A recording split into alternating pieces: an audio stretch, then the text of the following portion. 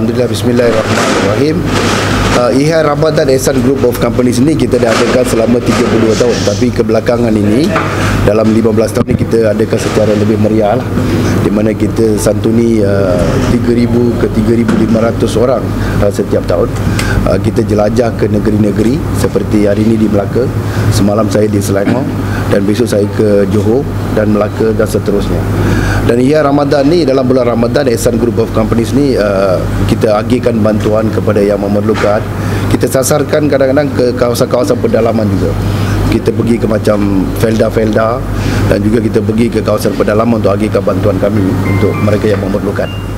Sebenarnya kalau kita ikutkan dalam bulan Ramadan ni, kita bukan agihkan bantuan ni kepada orang Islam kita saja, tapi yang datang ni pun bukan Islam ada. Kita tak memingkirkan mereka, dan kita bagi kepada mu'alaf. Ramai juga mu'alaf hari ini di sini, dan juga ibu tunggal, anak-anak yatim, hasnaf.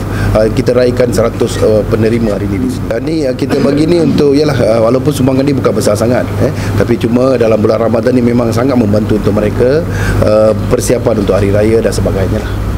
Kalau ikutkan Ehsan Group of Companies ni, kita buat tahun yang ke-32 berturut-turut. Kita semalam saya di Kajang, Masjid India Kajang, mengagihkan untuk 1,000 orang di sana.